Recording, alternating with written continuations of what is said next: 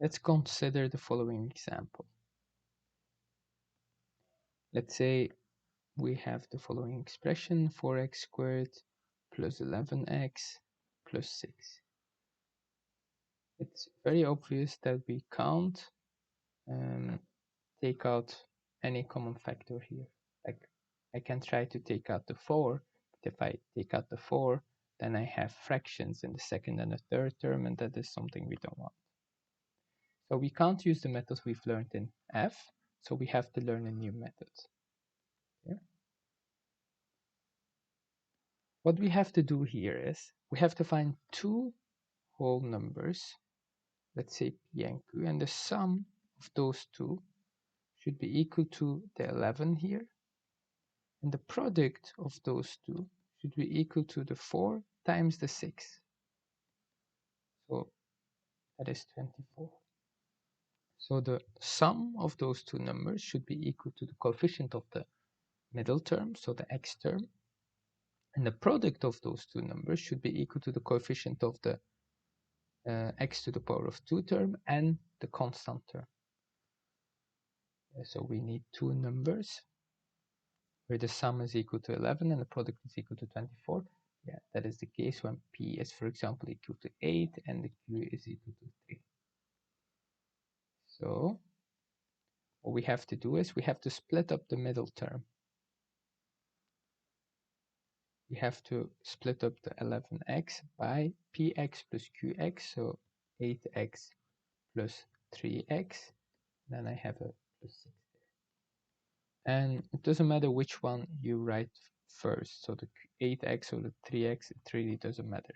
Now you have to group them in pairs. So this is the first pair, this is the second pair. So I have to try to find a common factor in the first two terms in the first pair, and that is the 4x.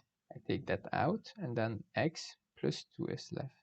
And in the second term, I take the 3 out, x plus 2 is left. So again, a common factor, which is the x plus 2. I take it out. And 4x is left in the first term, and the plus 3 is left in the second term. That is how you can factorize it. Okay, let's do an example. Example 15. So we have 3x squared plus 17x plus 10. Okay.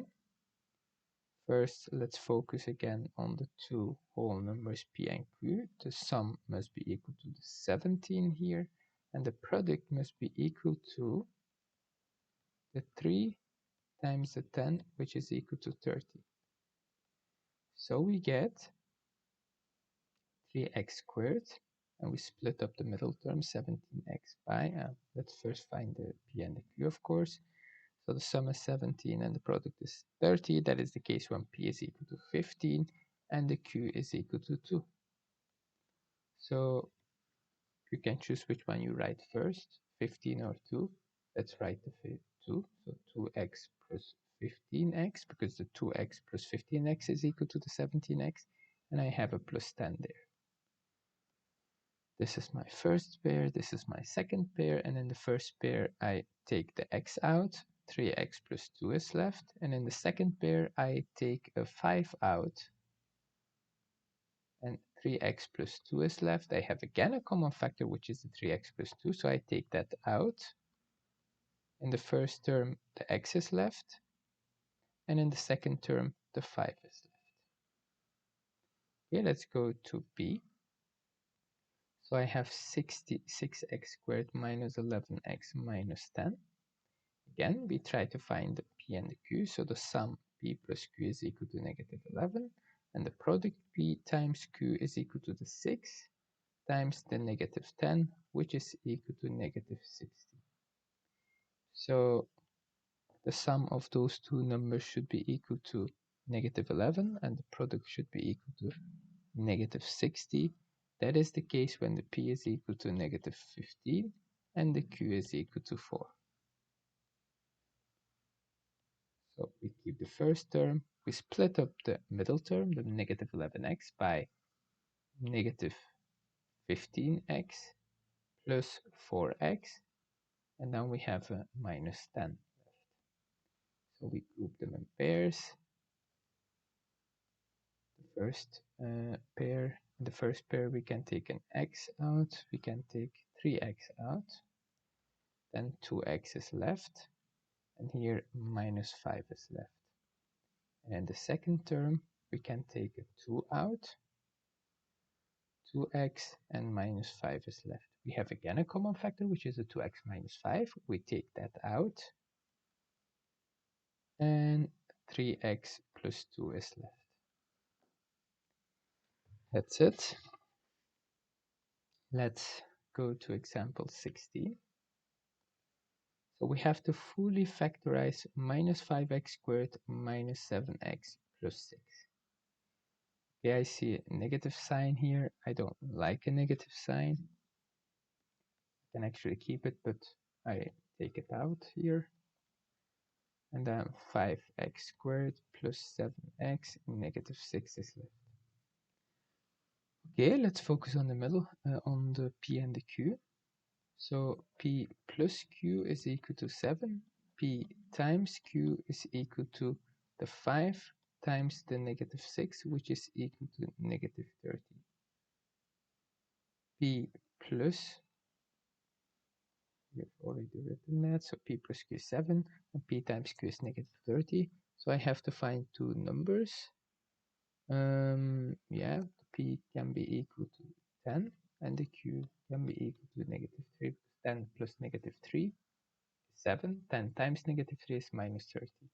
So again, I split up the middle term, so 5x squared, and then plus 10x minus 3x minus 6. Then I take out something here, I take out something here. So I take a 5x out.